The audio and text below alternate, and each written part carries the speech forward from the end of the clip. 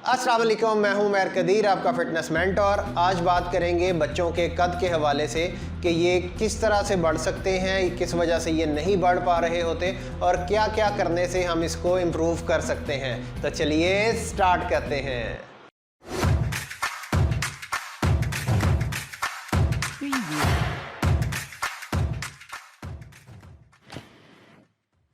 सबसे पहली बात आपने ये जहन में रखनी है कि ये जेनेटिक्स पे डिपेंड करता है।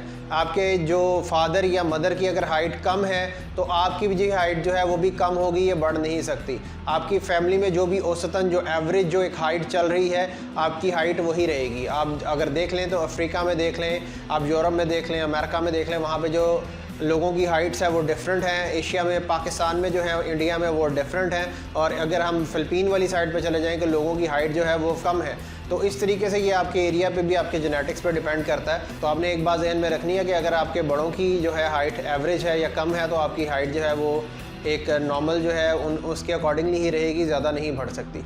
हाइट का हमारा जो बढ़ना है वो 18 से 20 साल की उम्र तक ये प्रोसेस चलता है नॉर्मली। कुछ लोगों में इसके बाद भी हाइट बढ़ जाती है, लेकिन रिसर्चेस के मुताबिक जितनी भी स्टडी अभी तक हुई है उसके अकॉर्डिंगली 18 से 20 साल तक हाइट जो है वो बढ़ने का प्रोसेस जो है वो रहता है, उसके बाद रुक जाता है। इसके पीछे आपने एक बात समझनी है कि हमारी जो हड्डियाँ हैं उसके अंदर एक ग्रोथ प्लेट्स होती हैं जिसका ऑसिफिकेशन का जो प्रोसेस है वो चलता रहता है।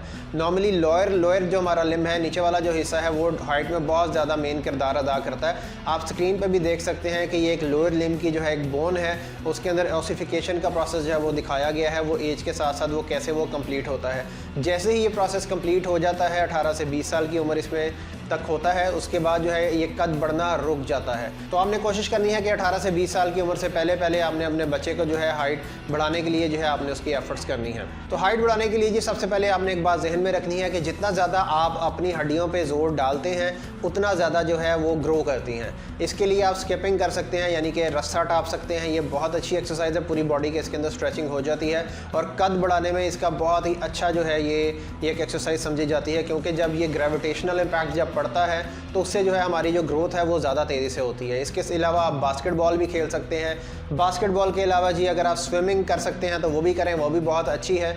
या आप कोई भी भागने वाली गेम कर लें, आप फुटबॉल खेल लें, हॉकी खेल लें, क्रिकेट खेल लें, या वैसे ही आप रनिंग कर लें। आप कोई भी ऐसी एक्टिविटी में इन्वॉल्व हो जाते हैं तो आपका जो कद है वो बढ़ना शुरू हो जाता है और उसकी ग्रोथ जो है वो बहुत अच्छे तरीके से होती है। दूसरी जो इसके अंदर चीज़ आ जाती है वो है आपकी खुराक में प्रोटीन का इंटेक। आपने अपने बच्चे की जो खुराक है उसके अंदर जी आपने डेली की जो प्रोटीन की इंटेक एज़ पर उसकी जो रिक्वायरमेंट है वो आपने ऐड करनी है। जितनी उसकी अच्छी तरीके से आपकी प्रोटीन आप उसमें ऐड करेंगे, उसकी रिक्वायरमेंट को पूरा करेंगे, तो उसके अंदर जो ग्रोथ है वो उसकी कद की वो बहुत अच्छे तरीके से हो जाएगी और ओवरऑल उसके मसल्स में भी इससे जो है वो ग्रोथ आएगी। तीसरी चीज़ जो बहुत इंपॉर्टेंट है वो है नींद का पूरा होना। अगर कोई बच्चा स्लीप डिप्रीव्ड है, यानी कि उसकी नींद पूरी नहीं हो रही, तो उसका हो सकता है कि उसका जो कद है वो बड़ा ना हो सके, क्योंकि जब हम सोते हैं तो हमारी बॉडी में जो ग्रोथ हार्मोन जो है वो बहुत अच्छे तरीके से जो है वो ग्रो करता है और हमारी ग्रोथ में जो है वो बहुत इंपॉर्टेंट किरदार अदा करता है। तो आपने कोशिश करनी है कि अपने बच्चे की जो है वो नींद पूरी करें। एक तो उसकी जो है वो ग्रोथ की, बॉडी की जो है वो बेहतर होगी, इसके साथ साथ उसका फोकस और कॉन्सेंट्रेशन भी बेहतर रहेगा और जब वो पढ़ाई में जाएगा तो साथ साथ जो है उसकी जो है एनर्जी लेवल्स भी बहाल रहेंगे, जिससे वो पढ़ाई में भी बहुत अच्छा हो जाएगा। एक मिथ इसके अंदर ये पाई जाती है कि लटकने से कद जो है वो लंबा हो जाता है। ये एक टोटली मिथ है जी। लटकना बिल्कुल चाहिए, इसके और भी बहुत से फ़ायदे हैं, लेकिन कद बढ़ाने के लिए लटकने का कोई फ़ायदा नहीं है। इससे कद जो है वो लंबा नहीं होगा।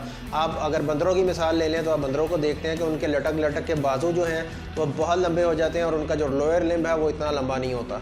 तो ये सिर्फ एक मिथ है। आपने लटकने के लिए, लंबा होने के लिए आपने लटकने का सहारा नहीं लेना।